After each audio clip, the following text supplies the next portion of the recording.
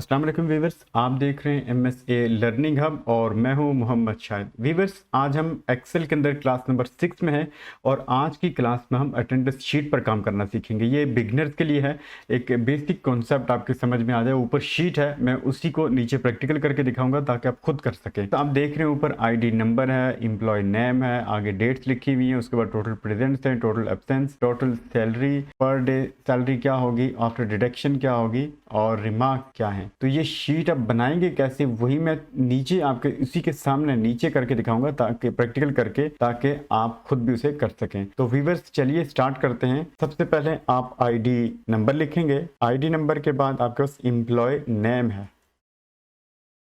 उसके बाद आपके पास डेट्स लिखी हुई है। तो डेट्स यहाँ पर आप इसी तरह से ऐड कर दें और इसको मैं आगे कॉपी करता हूँ, मैं यहाँ तक लेके आता हूँ। मैं कुछ 4-5 डेट लिख रहा हूँ, लेकिन ये कि जब आप शीट पे काम करेंगे प्रॉपर, यानी किसी आप इदारे को चला रहे हैं तो वहाँ पे आप अपने एम्प्लॉयज़ की अटेंडेंस लगा रहे हैं, तो ज़ाहिर है कि पूरे मंथ की आप डेट्स लगाएंगे।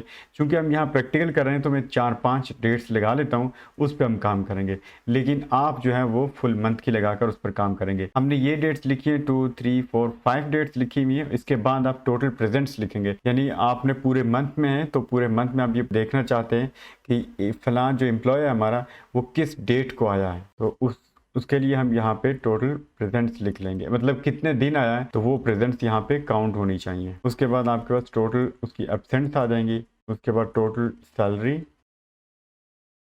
उसके बाद पर डे सैलरी, उसके बाद आफ्टर डिडक्शन उसकी सैलरी क्या होगी,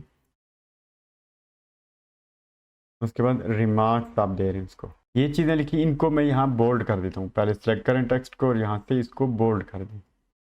आप इनको अगर कोई स्टाइल देना चाहें, अटालिक में रखना चाहें तो अटालिक में भी रख सकते हैं, ये रखेंगे। और इसके बाद अगर आप इनको कोई कलर देना चाहते हैं तो कलर भी दे सकते हैं।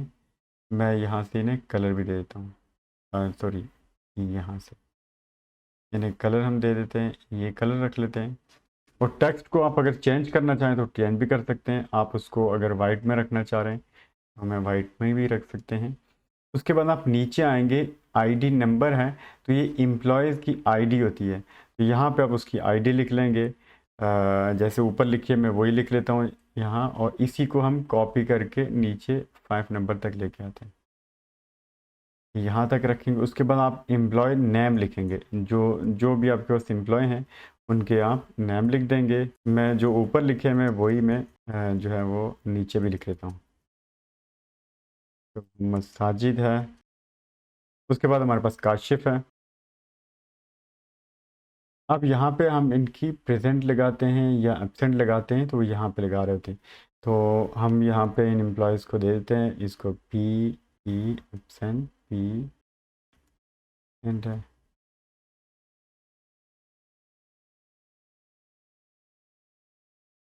उसके बाद आप आते हैं यहाँ टोटल प्रेजेंट्स आप उसकी काउंट करेंगे यहाँ पे कितनी है, तो काउंट इफ़ की कंडीशन लगाएंगे, इसलिए कि यहाँ पे आपके पास P भी है और A भी है। आपने उनमें से एक स्पेसिफिक नंबर जो आप लेना चाह रहे हैं उसे काउंट करना चाहते हैं, तो उसके लिए आप इक्वल साइन और काउंट इफ़ का फॉर्मूला यूज़ करेंगे। काउंट इफ़ ये आपके पास है। अब आप रेंज बताएंगे उसे, रेंज कौन सी है, ये रेंज है, यानी पूरे मंथ की होगी। आपने वो पूरे मंथ की जो है वो आपने सेलेक्ट कर लेनी है रेंज। उसके बाद क्राइटेरिया क्या होगा वो आपने कॉमा, इन्वर्टेड कॉमा और ए सेलेक्ट करना है, सॉरी P सेलेक्ट करना है, यहाँ पर inverted comma and bracket close और इंटर कर दें। अब बता रहे हैं कि 4 इसकी जो है वो प्रेजेंट्स हैं, यहाँ पे आप इसको कॉपी कर दें नीचे तक। उसके बाद आप आ जाते हैं एब्सेंट्स पर, तो एब्सेंट भी आप इसी तरह काउंट करते हैं, इक्वल साइन और काउंट इफ। रेंज बताएंगे इसको भी यहाँ से लेकर यहाँ तक। इसके बाद कॉमा, इन्वर्टेड कॉमा, और इन्वर्टेड कॉमा के बाद आप क्या सर्च करना चाह रहे हैं, इसमें से एब्सेंट्स काउंट सर्च करना चाह रहे हैं, तो इन्वर्टेड कॉमा और ब्रैकेट क्लोज एंटर करेंगे। आप इसे कॉपी करके नीचे ले आएं। उसके बाद टोटल सैलरी कितनी होगी वो आप यहाँ पे लिख सकते हैं। मैं इसको 45 लिख लेता हूँ, इंटर, एंड इसको 50 लिख लेंगे आप, इसको आप 35,000 लिख लेंगे, और इसको हम लिख लेते हैं 42। ये बोल्ड हुए में टेक्स्ट, हम इसको मैं सिलेक्ट करके यहाँ से अनबोल्ड कर लेता हूँ। ये हैं। इसके इन नंबर्स को हम यहाँ से कॉमा लगा देते हैं और इसको डिक्रीज कर दें। इसके बाद आप पर डे सैलरी निकालेंगे। उसके लिए आप क्या करेंगे, इक्वल टोटल सैलरी सेलेक्ट करें divided by 26 days, working days पे मैं काउंट कर ले रहा हूँ, इसको डिवाइड करते हैं। ये आपके पास पर डे सैलरी है। इसको आप यहाँ से ड्रैग कर दें नीचे तक। आप नीचे आपने ड्रैग किया तो ये पर डे सैलरी निकल आई है। इसके बाद आपकी डिडक्शन होगी। डिडक्शन होगी अकॉर्डिंग टू योर प्रेजेंट। आप यहाँ पर कितने दिन आए उस हिसाब से आप सैलरी लेंगे। इक्वल साइन टोटल प्रेजेंट आप काउंट करेंगे, मल्टीप्लाई करेंगे इसको पर डे से एंड एंटर कर दें। एंटर करेंगे आपकी सैलरी ये बनेगी और इसको आप यहाँ नीचे लेके आए। इसके बाद आप आ जाते हैं रिमार्क्स के अंदर। रिमार्क्स में क्या है कि जो आपके वर्किंग डेज हैं, अगर फुल वर्किंग डेज में कोई आ रहा है तो आप सेटिस्फैक्ट्री हैं उससे, और अगर कोई नहीं आ रहा है उन दिनों में, उसकी एब्सेंट ज़्यादा हैं, तो आप उसे अनसेटिस्फैक्ट्री लिखते हैं। इसमें आप इफ़ की कंडीशन लगाएंगे। इफ़ अब आप बताते हैं क्राइटेरिया क्या है। आप टोटल प्रेजेंट्स हैं, टोटल प्रेजेंट्स आप काउंट करेंगे ये। अब इसे आप कहते हैं अगर ग्रेटर देन है या इक्वल हैं, क्योंकि हमने 5 लिखी हुई हैं तो मैं उसको 4 लिख लेता हूँ। 5 डेज है हमारे पास, लेकिन आपके पास जैसे 26 डेज होंगे तो आप 26 लिखेंगे, 25 लिखेंगे, इसमें आप लिखेंगे।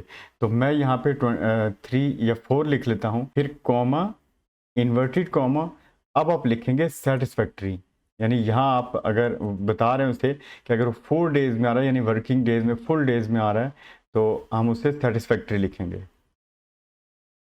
इन्वर्टेड कॉमा, फिर कॉमा और इन्वर्टेड कॉमा, अब अनसेटिस्फैक्ट्री, कॉमा और ब्रैकेट क्लोज कर दें, इंटर। अब आप उसी को कॉपी करें, यहाँ से कॉपी करके नीचे ले आएं।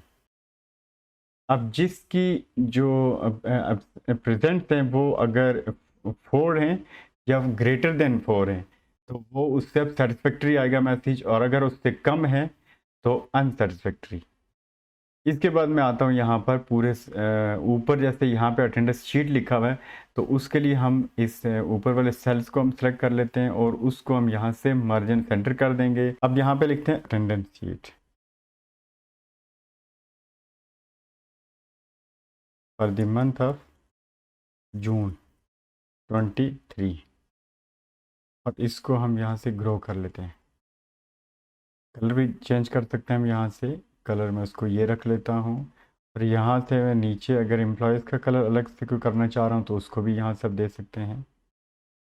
और लास्ट मैसेज को अगर आप कलर देना चाह रहे हैं तो वो भी आप यहाँ से भी कलर दे सकते हैं, और साथ ही उसे बोल्ड करना चाह रहे हैं या इटालिक करना चाह रहे हैं तो यहाँ से इटालिक भी कर सकते हैं।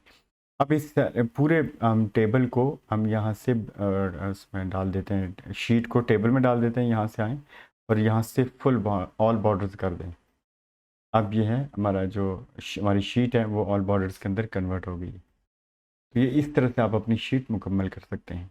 उम्मीद है व्यूअर्स आपने आज की क्लास में अटेंडेंस शीट बनाना सीखा होगा। इसको प्रैक्टिस कीजिए और नेक्स्ट क्लास में मिलते हैं। तब तक के लिए अपना बहुत सारा ख्याल रखिएगा। इजाज़त दीजिए। अल्लाह हाफिज़।